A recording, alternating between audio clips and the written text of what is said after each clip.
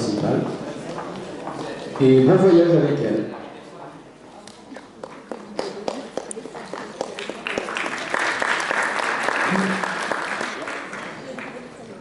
Bonjour à tous.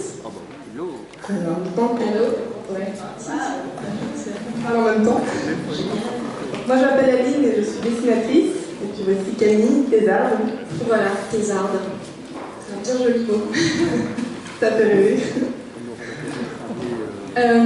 Donc peut-être pour vous expliquer un peu pourquoi on est là toutes les deux devant vous, ce qui nous rassemble, Aline et moi, c'est que l'une comme l'autre, on a passé beaucoup de temps pour des raisons bien différentes dans les Fab Labs et autres lieux de fabrication numérique. Et l'objectif de notre présentation aujourd'hui, c'est un peu de vous raconter ce qu'on y a vu, ce qu'on y a vécu, la manière dont on s'y est prise et voilà, et de vous montrer un peu tout ça. On va commencer par Camille, peut-être. Je teste la manette. Donc pour mon cas, comme je disais, donc moi je suis thésarde. Enfin, pour préciser un peu plus, je fais une thèse en esthétique entre l'université Rennes 2 et l'ENSI Les Ateliers, qui est une école de design à Paris. Et quand donc ma thèse, je l'ai commencée en octobre 2012, donc ça fait maintenant à peu près 1 an et demi. Et l'objectif au départ, pour moi, quand j'ai élaboré mon sujet, j'ai eu l'impression qu'il y avait 2 possibilités pour moi. Soit je restais derrière mon ordinateur à lire les wikis de tous ces lieux-là, à lire la presse grand public, tous les articles qui sortaient et qui racontaient ces lieux, le développement de ces lieux-là, soit j'allais directement sur le terrain, je poussais la porte de ces lieux pour voir concrètement ce qui s'y passait et pour me faire moi-même ma propre idée aussi de la réalité de ces lieux-là. Donc vous avez reconnu sur la première slide le Fac Lab. Ici c'est le PMP Lab qui était un hackerspace dans la région parisienne. Je pense que ce qui nous réunit, Aline et moi, ici dans nos intentions de départ aussi, c'était l'envie d'aller au-delà de ce qu'on pouvait lire dans les médias et de ce qu'on pouvait avoir comme histoire de la part des médias. Ouais, c'est sûr. Moi, c'est vrai que quand j'ai commencé à m'intéresser au Fab Lab, ce qu'on pouvait lire globalement dans la presse généraliste, c'était surtout centré autour de l'impression 3D personnelle, autour de l'imprimante 3D. Et moi, la question que je me posais en pensant au Fab Lab et à tous les makerspace, hackerspace, etc., c'est vraiment la dimension humaine. Enfin, c'était qui sont ces gens qui sont autour de l'imprimante 3D, qu'est-ce qu'ils font dans un Fab Lab, qu'est-ce qu'ils sont venus chercher et qu'est-ce qu'ils y trouvent. Vraiment, qui sont-ils? Quand j'ai commencé à m'intéresser au Fab Lab, j'étais étudiante, c'était l'année dernière, en dernière année à l'école des Arts Déco à Strasbourg. Donc j'avais pas beaucoup de sous et pour entamer un voyage comme ça que j'ai vraiment entamé en toute liberté, quoi. Personne ne m'a demandé de faire un reportage dessiné sur les Fab Labs. Je me suis juste dit tiens, je vais me planter dans des Fab Labs et voir ce qui s'y passe et dessiner ce qui s'y passe. Du coup, j'ai vraiment j'ai choisi des Fab Labs au hasard en fonction de leur proximité par rapport à Strasbourg, parce que j'étais à Strasbourg, donc j'ai été à Strasbourg, Nancy. Ce voyage m'a amené aussi à Gennevilliers, puis à La Roche-sur-Yon en Vendée, et enfin à Chemillé. Mais tout ça, ça s'est fait vraiment en fonction des opportunités que j'ai eues, des gens que j'ai rencontrés. Donc là, le voyage dont je vais vous parler, c'est un voyage particulier. J'ai pas du tout fait une étude exhaustive sur les Fab Labs. Je suis juste une dessinatrice et j'en ai vu que 5 dans le nord de la France. Mais je pense que c'est une histoire qui peut quand même être racontée parce qu'elle permet peut-être d'approcher les Fab Labs d'un point de vue différent que celui de la technique en fait. C'est-à-dire que vraiment avec un intérêt pour tout ce qui se passe autour de l'humain et la dimension collaborative de ce projet-là. Donc là, je fais défiler assez rapidement plusieurs images. Elles sont toutes accrochées en bas dans le mur et dans le couloir pour aller aux salles du Fab Lab. Vous les avez peut-être déjà vues. Donc certains se reconnaîtront, certains sont présents ici.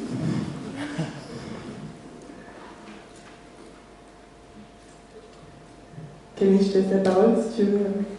Et donc, moi, de mon côté, pendant que Aline vivait ses aventures dans le nord de la France, donc j'ai entrepris pour ma première année de thèse une enquête de terrain internationale, pas uniquement dans les Fab Labs, Lab, mais plus généralement dans les makerspace et donc aussi les hackerspace. Ça m'a conduit à ce lieu-là que vous voyez à l'image, qui est Noisebridge à San Francisco, qui est un hackerspace assez mythique, dans lequel j'ai passé pas mal de temps. Pour résumer, c'est un lieu qui est ouvert 24 heures sur 24, 7 jours sur 7, qui fonctionne sous les règles de la duocratie, qui se revendique comme étant anarchiste et qui est totalement autogéré. Enfin, je résume vraiment grossièrement. Donc j'ai rencontré pas mal de personnes là-bas avec qui j'ai pu prendre le temps de discuter, des gens très différents, qui bricolaient plein de choses très différentes aussi. Et quand j'étais à San Francisco, je suis aussi allée dans un autre lieu qui est à l'extrême inverse de Noisebridge, qui s'appelle Tech Shop, dont on entend un peu parler parfois en France, qui fonctionne, lui, sous le modèle d'un club payant, donc privé. C'est en fait une chaîne de plusieurs lieux, il y en a pas mal qui sont implantés plutôt dans l'ouest des États-Unis, et à la disposition des gens, énormément de machines qui sont très bien entretenues, qui sont de qualité incroyable. Les gens ont accès à pas mal de formations aussi et peuvent librement être en autonomie sur les machines pour faire aboutir leur projet. Donc je vous montre quelques images pour vous donner un peu l'ambiance. Donc ça, c'était un de mes premiers voyages. Je me suis aussi rendue au Fab Lab du MIT en Norvège, qui est l'un des tout premiers Fab Lab au monde, qui a été implanté autour des années 2003, où j'ai rencontré ce monsieur qui s'appelle Håkon Karlsson, qui est aussi l'un des membres un peu fondateurs de l'équipe du MIT de Boston, et qui a contribué beaucoup à la mise en place du réseau des Fab Labs tel qu'il avait été pensé par le MIT. Ça, c'est une des photos d'une des granges de ce Fab Lab en Norvège, où dans un coin, il y a une énorme fraiseuse numérique. Donc ça paraît assez incroyable, mais c'est vrai. Donc c'est un Fab Lab qui est situé au-dessus du cercle polaire arctique, vraiment dans un endroit qui est complètement reculé, pour ne pas dire paumé. Où en fait, donc j'ai passé pas mal de temps, il n'y avait pas grand monde, puisque c'est un lieu qui est assez isolé quand même. Et donc voilà, je vous ai mis quelques images ici. Je suis allée aussi dans un festival qui s'appelle OHM, qui était à Amsterdam. Donc c'est un festival de hackers. J'ai mis quelques images aussi, qui a rassemblé pas mal de gens de toute la communauté des hackers, dont certains qu'on a croisés aussi, qui sont ici. Et puis plus récemment, mais là je vous ai sauté plein d'étapes, j'étais à Dakar en décembre pour un projet de Fab Lab qui est en train de se construire à Dakar et auquel j'ai pu participer. Donc j'ai rencontré plein de gens là-bas. Le Fab Lab n'existe pas encore, mais c'était intéressant de rencontrer les artisans et les personnes qui ont déjà des compétences et qui travaillent déjà d'une certaine manière sur place, et que ce projet de Fab Lab pourrait intéresser. Et tout ça, dans le cadre de ma thèse, je l'ai documenté sur un blog que j'ai très vite démarré, donc qui s'appelle makehackfab.tumblr.com, c'est un Tumblr, et sur lequel j'ai raconté un peu toutes mes étapes, tous mes voyages. J'ai mis en ligne aussi les entretiens que je faisais avec des gens que je retranscrivais un peu comme ça. J'ai raconté pas mal de petites choses. Et tout à l'heure, Célia parlait de Hack Your PhD et de la manière dont on publie aussi quand on fait de la recherche. C'est vrai que c'est une question que je me suis posée, surtout sur un sujet comme celui-ci. Et pour moi, c'était important de raconter aussi au fur et à mesure qui je rencontrais, ce que je faisais, où j'étais, et de donner à voir justement la réalité de ces lieux-là que j'avais voulu aller chercher. Et ce qui a été assez marrant, c'est que mon blog finalement a été pas mal lu, et notamment quand j'étais au Japon pendant Fab9, je m'astreignais tous les jours à faire un compte rendu de ce qui se passait. Donc Fab9, c'est la réunion internationale des Fab Labs, et je me suis rendu compte qu'en fait, certaines personnes en France attendaient vraiment mon post tous les jours, et donc c'était rigolo de voir que j'avais pas trop calculé ça, mais qu'en fait il y avait effectivement des gens que ça intéressait en fait. Ça c'est juste donc c'est grâce à mon blog que j'ai eu l'opportunité de partir à Dakar, donc c'est des petits croquis que j'ai fait là-bas sur le terrain, le lieu où on pense implanter le Fab Lab. Et ça, c'est le plan du peut-être futur Fab Lab de Dakar que j'ai contribué à imaginer. Je pense que ce qui est très intéressant dans ce que tu dis, Camille, c'est qu'en fait, à chaque fois, on a eu, ce qui a un peu guidé notre voyage toutes les deux, c'est les rencontres qu'on a faites, et ça a même carrément influencé les événements qu'on a vécu. Je ne sais pas si tu avais décidé d'aller à Dakar à ce moment-là, je crois qu'on t'a invité. C'est une opportunité que je n'avais pas prévue. On t'a invité à y aller parce que tu avais posté un article sur ton blog, et ça, je trouve ça génial. Enfin, moi, c'est un peu comme ça que ça s'est passé aussi. C'est vraiment... non seulement j'avais décidé de me planter, ma démarche c'était ça, je me plante dans un lieu, j'ai ma boîte d'aquarelle là, comme ici, là, mon bloc de papier, etc. Je me plante là, je regarde ce qui se passe, mais je sais que je vais quand même plus me focaliser sur les humains que sur les machines, ou que je vais m'intéresser aux machines, mais parce qu'un humain m'en parle, en gros, pour faire vraiment d'une manière basique. Et du coup, c'est vrai que les gens que j'ai dessinés, c'est quand même parfois assez frontal, entre guillemets, comme échange, c'est-à-dire que je me plante devant quelqu'un, je dessine, ça crée du lien, quoi. Et au final, ça a été assez déterminant pour la suite. Enfin, je me suis fait des amis parfois, j'en ai suivi certains en voyage. Enfin, si j'étais à La Roche-sur-Yon en Vendée, c'était pas du tout mon coin, parce que moi j'habite à Strasbourg, parce que j'ai suivi une voiture qui partait d'ici, du Fac Lab, et qui allait faire des présentations, des démos, des ateliers, etc. À La Roche-sur-Yon. Et en fait, du coup, je me suis juste accostée dans la voiture avec toujours mon sac de couchage sous le bras. Enfin, c'est vraiment une histoire humaine, une expérience humaine, quoi. Voyager dans un Fab Lab, c'est, je pense, vraiment intéressant de ce côté-là. Donc la dimension collaborative, on la voit forcément, en fait, parce qu'on est complètement... On ne peut pas se placer comme observateur extérieur. Donc je passe tes images. Oui, merci. C'est super. Donc en fait, mes dessins sont principalement du coup des portraits de gens que j'ai rencontrés, et autour d'eux, on comprend petit à petit ce qu'ils font, on découvre ce sur quoi ils travaillent, leur centre d'intérêt, les machines qu'ils utilisent et pourquoi.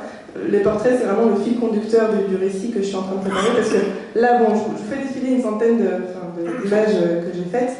Je suis en train de préparer un récit où maintenant j'écris mon texte et je raconte tout ça, je mets dans l'ordre et je déroule le fil de mon histoire avec ces portraits qui s'enchaînent. C'est vraiment un récit de différentes rencontres qui s'enchaînent.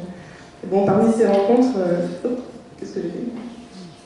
Parmi ces rencontres, bon, il y a vraiment des gens très différents, parfois des enfants, bon, parfois des machines. Ça, c'est un autoportrait ? Voilà, dans la vie de la découpeuse laser. En fait, ce qui s'est passé, c'est que j'ai vu les petits enfants là qui regardaient à travers la machine. Du coup, je me suis penchée aussi pour voir ce qu'ils voyaient. Et puis bon, voilà, au détour de toutes ces rencontres, c'est là que je t'ai croisée aussi, Camille, donc tu es aussi dans mes dessins. On s'est rencontrés au Fac Lab. Bien vu. Et c'est vrai que ce que tu disais sur le fait de passer du temps, de participer et de s'impliquer aussi dans les relations avec les gens qu'on croise. Moi, je me souviens quand je suis arrivée au Fac Lab, donc c'est le premier lieu où je me suis rendue quand j'ai commencé ma thèse. Et Laurent et Emmanuel, qui m'ont très gentiment accueilli pour discuter avec moi, m'ont dit si tu veux rester pour observer, il faut que tu participes. Nous, on n'aime pas tellement les observateurs ici, donc ça ne peut pas bien se passer si tu ne participes pas. Et je me souviens très bien que les premiers jours, c'était pendant l'hiver, mois de décembre l'année dernière, et il neigeait beaucoup, donc il y avait, je sais pas, 15 cm de neige dehors. En plus, la découpeuse laser était en panne. Je ne sais pas si certains se souviennent de cette période, mais c'était terrible. Et voilà, et moi je commençais mon enquête de terrain ici, on m'avait dit de participer et j'étais bien embêtée parce qu'il ne se passait pas grand chose en fait. Et finalement, ce dont je me suis rendu compte, c'est que les personnes qui venaient quand même s'il y avait de la neige et même si la découpeuse laser était en panne, c'était quand même hyper important ce qui se passait. Ils venaient, ils bricolaient pas forcément tous, mais c'était des discussions, c'était des rencontres autour de la table, des visites. Et finalement, j'ai pris part à tout ça. J'ai très peu tenu mon carnet de recherche au début, mais je me suis laissée un peu aller à faire des crêpes, passer du temps, boire le thé, réparer le couvercle de la théière, etc., etc. Plein d'activités que je n'avais pas prévues. Oui, ben moi, c'est quand j'ai suivi du coup les différentes personnes que j'ai rencontrées, je me suis aussi retrouvée à être complètement plongée dans la vie d'un lieu, avec les repas. Enfin, un Fab Lab, c'est pas juste un endroit où on fabrique des choses, où on a des projets qu'on veut développer, etc. C'est aussi un lieu de vie, un lieu d'échange. Et moi, ce qui m'a intéressée, bon, je me suis quand même principalement intéressée au sens que les gens donnaient à leur projet et à ce qu'ils venaient vraiment chercher dans un Fab Lab. Mais aussi, ce qui m'a vachement intéressée, c'est tout ce qu'il y a autour, en fait, qui fait que c'est un lieu humain et vivant. Et croquer la vie d'un lieu, c'est un truc assez intéressant à faire parce que c'est pas du tout la même démarche que de prendre des photos ou de filmer ou même d'écrire. Il faut vraiment faire attention à des petits détails. Enfin, parfois, faut s'intéresser à des choses qui sont anecdotiques pour raconter une grande histoire, en fait. Moi, ce que j'essaie de faire, c'est de raconter un peu une histoire des Fab Labs à travers plein de petites micro-histoires qui, s'additionnant, font quelque chose de cohérent et un peu peuvent expliquer le mouvement des Fab Labs, si on peut appeler ça mouvement des Fab Labs.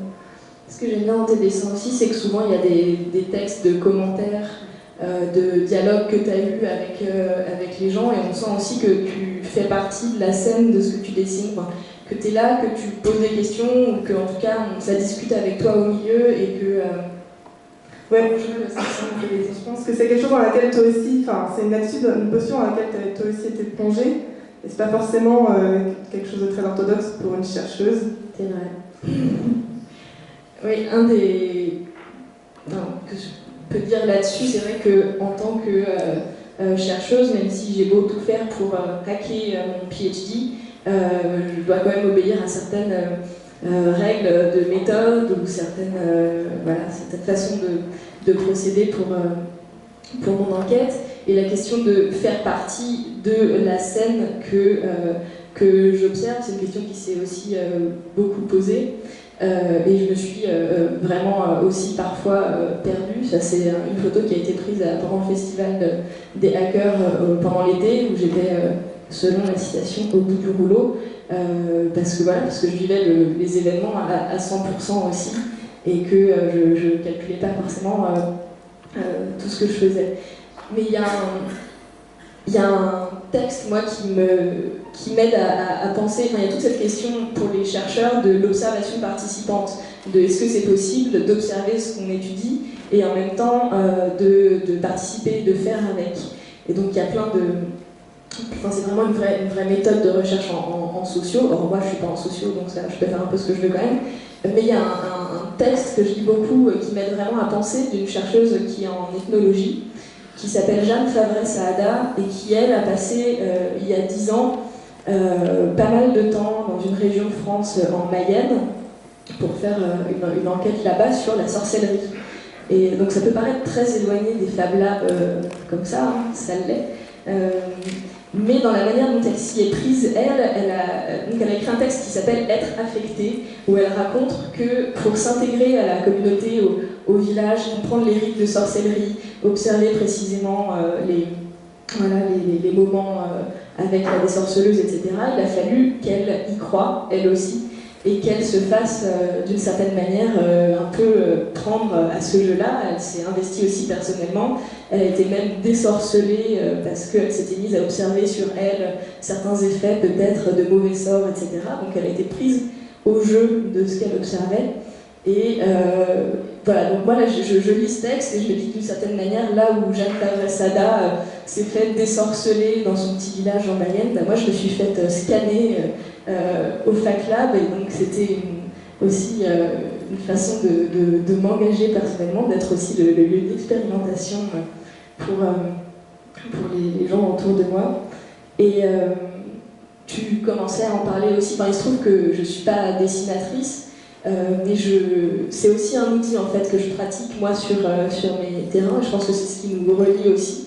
Ça, c'est un croquis que j'ai fait au Fab Lab de Norvège, où j'ai essayé de représenter tout l'espace vu du dessus, avec des milliards de petites annotations dans tous les coins pour repérer voilà, où sont les machines, où sont les lieux de vie, quelles sont les circulations, quelles sont les organisations, etc. Qu'est-ce qui s'y passe.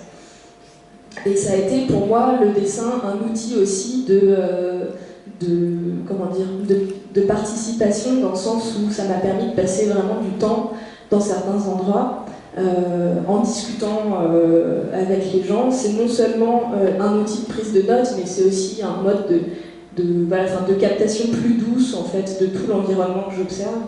Et voilà, enfin, on reviendra là-dessus, mais c'est aussi C'est très juste ce terme de captation douce, c'est très juste. C'est vrai que ça produit pas le même effet de se faire dessiner que d'être braqué par un objectif, par les photos. et c'est aussi, ça prend beaucoup plus de temps. Enfin bref, c'est s'imprégner et faire des images et prendre des notes d'un moment d'une manière qui est quand même assez spéciale. Donc moi aussi, mes dessins, en fait, ils fourmillent de micro-informations qui sont en général disséminées autour des portraits. C'est plein de petites notes qui partent souvent dans tous les sens, et en fait c'est assez représentatif des discussions qu'on a dans des Fab Labs avec les gens qu'on croise. C'est-à-dire qu'on a souvent des gens un peu éparpillés, c'est-à-dire qui fourmillent dans tous les sens, qui sautent d'un projet à l'autre et qui butinent, quoi. Et je pense que ça se ressent un peu parfois visuellement dans certaines planches, c'est qu'il y a un morceau de discussion qui concerne un sujet, et puis c'est complètement anecdotique par rapport au fil principal de la discussion qui lui se déroule. Enfin, dans mes dessins, il y a quand même souvent plein de micro-notes et de petits schémas en marge. De mes phrases chocs aussi, t'aimes bien les phrases chocs? Ouais, j'aime bien les petites citations qui représentent un peu soit la discussion, soit des trucs qui m'ont marqué, c'est sûr. Donc voilà, mes portraits sont souvent, quand je les prends sur le vif, vraiment enrichis en plein d'informations en plus, et c'est vraiment un truc. Je me suis rendu compte que le dessin était quand même un outil assez flexible par rapport à ça. Et puis voilà, c'est aussi vraiment, comme disait Camille, une manière de prendre son temps et de laisser aussi émerger les sujets de discussion importants avec les gens. Ça, c'est assez important. Je pense que ça a à voir aussi avec la sérendipité, cette manière d'être un peu, de se laisser un peu aller et d'être créatif pour pouvoir essayer d'attraper les idées intéressantes au vol quand elles surgissent, d'essayer de les laisser surgir toutes seules en fait. De ne pas mener un interrogatoire, mais au contraire laisser les gens parler, dérouler ce qu'ils ont raconté, et dessiner c'est un truc assez tranquille, ça stresse pas trop les gens, donc on fait ça en même temps et puis on discute et on voit ce qui sort, ce qui émerge de la discussion. Ça c'est un dessin que j'avais fait à Knowsbridge, donc ce hackerspace dont je vous parlais au début, et le dessin pour moi ça avait était aussi une manière de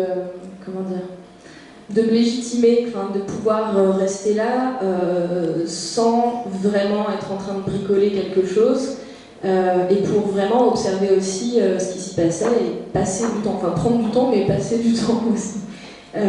Et donc à Knowsbridge, qui est quand même un lieu assez particulier puisque ça c'est une question qu'on n'aborde pas, mais on est deux jeunes femmes et on a fréquenté des lieux où il y avait aussi pas mal d'hommes. Et à Knowsbridge, c'était vraiment le cas. Il y avait quasiment que des hommes de plus de 40 ans à peu près.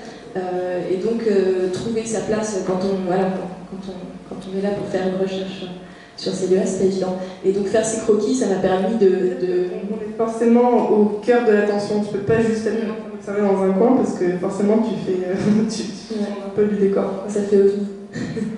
Et donc, du coup, boredom, reigns, creativity, thunders. Je les notais sur mes croquis et les gens passaient derrière et disaient ah là, c'est marrant, t'as repéré ça, etc. Et puis mes croquis sont pas du tout académiques et donc j'ai tendance à me placer comme si je mesurais 3,50 m. Et il y a... Mais c'est génial, c'est justement ce que t'apporte le dessin, c'est que tu peux complètement déformer la perspective, tu fais ce que tu veux avec. Surtout ça permet de représenter tout l'espace en fait, ce qu'on ne voit pas sinon. Et c'est pour ça aussi que c'est mieux que la photo. Et je me souviens qu'à Knowsbridge, il y avait un hacker qui était passé derrière moi qui m'avait dit « Ouais, mais c'est fou, tu hackes la perspective, c'est génial, on peut tout hacker en fait. » Et donc on avait eu aussi une discussion sur est-ce qu'on peut tout hacker et hacker la perspective, ça a été un peu... je crois qu'on peut aussi hacker un dessin. Moi je me suis fait hacker mon dessin par la petite fille qui est représentée avec des couettes. Donc ça c'était un après-midi au Fac Lab. J'avais suivi un groupe d'enfants, 2 enfants avec leur mère, et ils étaient venus pour découvrir un peu les lieux le mercredi après-midi. Donc le frère et la sœur avaient eu envie d'utiliser la découpeuse laser, donc de fabriquer un petit puzzle à la découpe laser, donc ils avaient téléchargé le modèle depuis une plateforme d'échange. Et puis juste après, je les ai suivis jusqu'à la salle d'impression 3D où là ils ont imprimé le petit serpent que vous voyez là en bas à gauche. Et j'étais en train de prendre des notes, donc comme d'habitude, de les suivre, d'échanger un peu avec eux, mais bon, globalement en train d'écouter ce qui se passait, d'essayer de dessiner comme je pouvais, debout avec ma planche et tout ça. Et puis la petite fille, donc je la dessine, Ombline, elle fait le tour de la table, elle vient me voir, elle se mange son dessin, elle me dit, et elle regarde tous les petits textes que j'étais en train de noter, et j'essaie de choper des petites briques de conversation, etc. Et puis elle me dit, alors j'essaie de le pointer, c'est ce truc-là, là. J'avais écrit, c'est le plateau qui chauffe pour interrogation, et puis elle lit ça, et elle me dit, mais pas du tout, j'ai jamais demandé si le plateau chauffait, moi. Du coup, j'ai barré le truc, et j'ai écrit en dessous, non, pas du tout, j'ai jamais demandé si le plateau chauffait, moi. Et ça arrivait assez souvent quand même qu'il y a un réel échange, enfin pas un contrôle, parce que personne ne m'a jamais censuré sur ce que j'avais envie de dire ou de raconter, mais à chaque fois quand même j'avais droit aux commentaires sur les commentaires, quoi. Donc il y avait vraiment un échange assez intéressant. J'ai un autre exemple à vous montrer, donc c'est Jean, que j'ai rencontré ici au FacLab et qui travaillait quand j'ai rencontré sur un prototype de bouilloire solaire, enfin fonctionnant à l'énergie solaire. Donc là c'est vraiment juste le prototype en polystyrène, ici. Et Jean, quand je l'ai rencontré, il faisait partie au contraire des gens qui ne sont pas hyper éparpillés dans un Fab Lab. Au contraire, il était plutôt hyper concentré sur ce qu'il faisait. Ça arrive pas mal en fait, qu'il y ait des gens qui viennent là, qui butinent, etc. Et puis d'autres qui sont focalisés sur ce qu'ils font, ils travaillent seuls mais en groupe, c'est-à-dire comme entourés, quoi. C'est assez intéressant de voir ça. Même s'il y a des échanges réguliers, mais il arrivait quand même à être silencieux pendant plusieurs minutes d'affilée, ce qui est quand même assez improbable dans un Fab Lab. Et du coup, je n'osais pas trop l'aborder, je n'osais pas trop lui demander ce qu'il faisait, donc j'ai commencé par le dessiner, et puis au final, ça a été le point de départ de notre discussion. J'ai dessiné lui, mais aussi également le prototype en question, et c'est à partir de ce dessin-là qu'on a échangé et que j'ai commencé à comprendre son projet, et que j'ai ajouté mes annotations, mes légendes, etc., les petites notes, par rapport à ce qu'il me disait. Donc vraiment, en fait, quand j'ai démarré mon projet sur les Fab Labs, je me disais que j'étais dans une démarche d'auteur qui n'était pas hyper contributive. Car je fais les dessins, bon, je suis l'auteur, toute seule, je les signe et je vais les publier. En fait, je me suis rendu compte que même mes dessins pouvaient être participatifs dans une certaine mesure, qu'ils étaient construits avec des gens aussi. J'aime bien tous les commentaires. Ça, c'est un dessin que j'ai fait quand j'étais au Fab Lab en Norvège. Il est coupé, mais en bas, ça dit « You are drawing all my mess. Shall I clean, you think ?» Donc, tu dessines tout mon désordre, est-ce que je devrais ranger? Et de dos, c'est Håkon Carlsen, qui est pas bavard non plus, forcément. Enfin, disons qu'il faut le déclencher, quoi. Et j'étais venue pour parler avec ce monsieur, j'avais fait des kilomètres et j'avais plein de questions à lui poser. Et lui avait tendance à être un peu sauvage et à faire ses trucs sur son ordi et à pas trop se poser de questions. Et je me suis postée derrière lui, j'ai dessiné son bureau et en dessinant, en fait, on a eu une longue discussion, puis on en a eu d'autres après, et puis j'ai continué comme ça aussi à dessiner en parlant, ce qui est une manière plus douce aussi de rester là, enfin, un peu comme on le disait déjà tout à l'heure. Et j'ai un autre exemple où on reconnaît de dos Emmanuel, à l'époque où il avait les cheveux longs. À son stand avec la folle d'Arape à la Maker Faire de Rome. Donc voilà, qu'est-ce que je veux dire? Oui, ce qui est quelque chose qu'on a aussi l'une et l'autre testé dans nos dessins, c'est que c'est une manière pour comprendre précisément aussi le fonctionnement de certains objets, fonctionnement à la fois technique, mais aussi toutes les idées, les anecdotes autour de telle ou telle partie, autour de telle ou telle chose. Ça, c'est des dessins que j'ai fait à la Maker Faire de Rome. C'était un groupe d'Italiens qui faisait un atelier sur ce qu'ils appellent des scarabots. Donc c'est ces petites créatures-là, c'est tout petit. Et c'est fait à partir de trucs récupérés, du genre fond de boîte de conserve, morceau de brosse à dents, trombone, etc. Assemblés avec une petite pile et un petit système électrique qui fait qu'en fait, ils récupèrent les vibreurs des téléphones portables et ça fait des petits objets qui vibrent et puis qui se déplacent comme ça sur la table. Donc, assez incroyable, et j'avais assisté à un atelier avec des enfants de construction de ces petits objets-là, et donc je m'étais postée pour dessiner tout ce qu'ils réalisaient, et au fur et à mesure, voilà, on m'expliquait d'où venait telle ou telle pièce, qui avait fait ce truc, pourquoi, donc c'était assez pratique.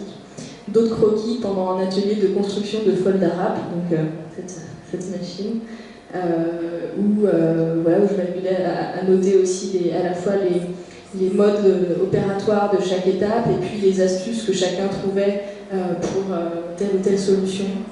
Là, c'est utiliser une perceuse pour enrouler 2 fils. Voilà, c'était une solution trouvée.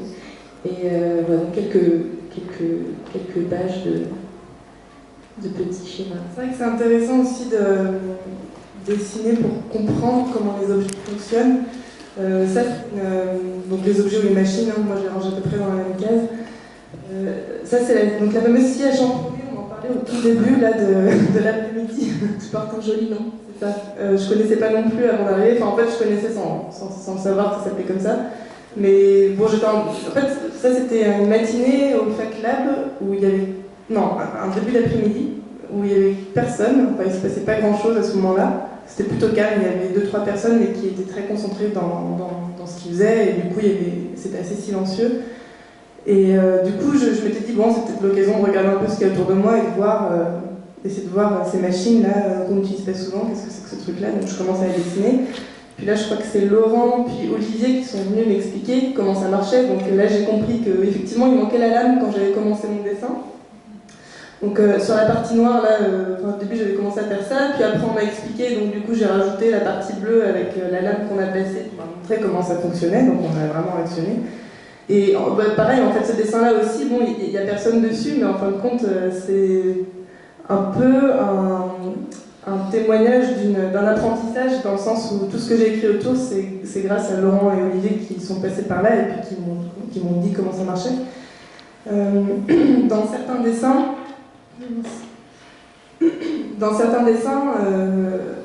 il faut, enfin, ça se voit peut-être, mais le fait d'avoir à dessiner un objet dans tous ses détails, ça permet de comprendre aussi la structure, de voir quelles sont les lignes principales, quelles sont les bases principales, comment elles s'emboîtent, comment est-ce que ça fonctionne. Enfin là, par exemple, ça c'était une fraiseuse, donc à Strasbourg, une fraiseuse à commande numérique qui avait entièrement été bricolée à partir de pièces de récup par un vieux passionné, et puis ce type-là a légué sa machine au Fab Lab de Strasbourg qui venait d'ouvrir.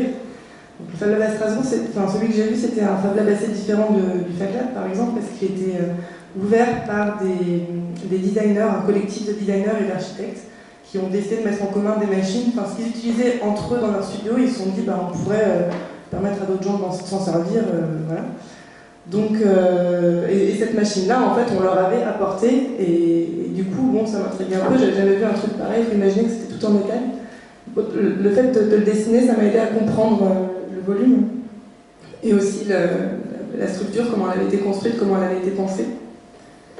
Et puis, un dernier exemple, donc ça c'est aussi au Fac Lab, j'ai rencontré 2 jeunes hommes, Pierre et Philémon, qui étaient venus au départ pour travailler sur ce scanner 3D en chantier, qui a d'ailleurs jamais été terminé, je crois, enfin peu importe. Le but de toute façon, c'était pas de le terminer, c'était de travailler dessus, j'imagine. Mais donc ils étaient venus, ils attendaient parce qu'ils venaient pour travailler pour avancer à la construction de ce scanner 3D. Et au final, personne n'est venu, donc on a fini par discuter parce qu'ils n'avaient pas assez de compétences entre guillemets pour continuer à travailler dessus. Ils attendaient des gens plus spécialistes des points qui bloquaient. Et donc là aussi c'est un exemple de schéma qui se construit au fur et à mesure au fil des discussions. Bon, du coup on va peut-être passer à la conclusion parce que je vois Laurent sur la toile en arrière. 17h04, on est en retard. Oui, Madeleine nous avait demandé à la fin de notre présentation d'essayer d'arriver quand même à quelques conclusions sur tout ce qu'on avait pu voir, et en fait c'est pas si facile. Bon, déjà on vous a raconté plein de choses, on va faire court parce que le temps est passé. Notre conclusion, c'est que tous les Fab Labs sont différents. Enfin, en fait, c'est une phrase qui me fait rire parce que récemment j'ai donné un entretien à un journaliste pour le magazine L'Express, et la seule phrase qu'il a retenue des 45 minutes d'entretien qu'on a eu, c'est que tous les Fab Labs sont différents. Donc voilà, c'est là que c'est la conclusion. Qu'est-ce qu'on peut... Tous les Fab Labs sont différents, mais ils sont aussi tous en réseau, et je pense qu'un truc à retenir, c'est que c'est des gens qui les animent. des communautés très différentes, justement suivant les lieux, mais ils sont tous globalement en réseau et c'est vraiment des lieux connectés entre eux. Et ce qui est intéressant aussi, mais il y aurait beaucoup de choses à dire, c'est la manière dont ce réseau-là, qui à la base se base sur donc un modèle établi par le MIT, etc., est complètement en train d'évoluer, de grandir, d'avoir différents modèles économiques qui se développent en fonction des lieux d'implantation. Ça peut être maintenant dans des écoles, des bibliothèques, des musées, des entreprises, etc. Donc c'est aussi une mutation du projet qui est assez intéressante à observer et que je pense qu'on va suivre aussi l'une et l'autre là pour la suite de nos travaux. Il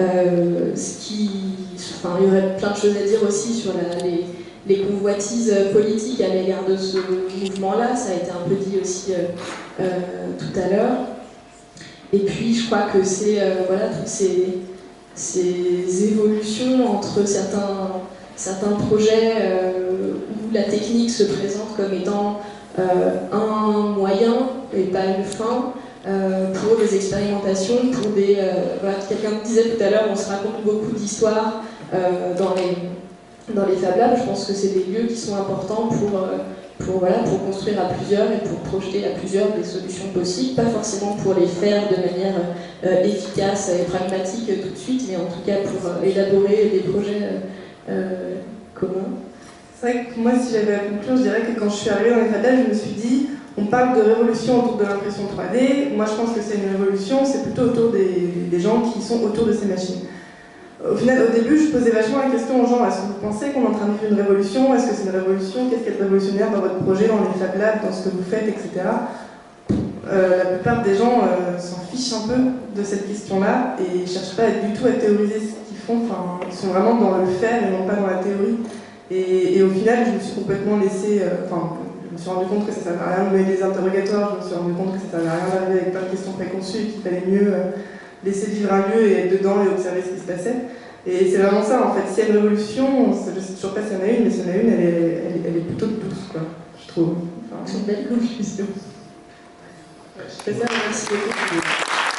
Association, une ONG qui s'appelle Quartier-San, qui est un lieu à Dakar qui existe depuis déjà plus de 10 ans et qui s'occupe de former les gens au numérique et aussi de faire de l'animation culturelle et des expositions avec des artistes locaux qui travaillent avec le numérique. C'est un Fab Lab qui est financé en grande partie par l'OIF, l'Organisation internationale de la francophonie. Là, quand j'y étais, on était en train de choisir un local.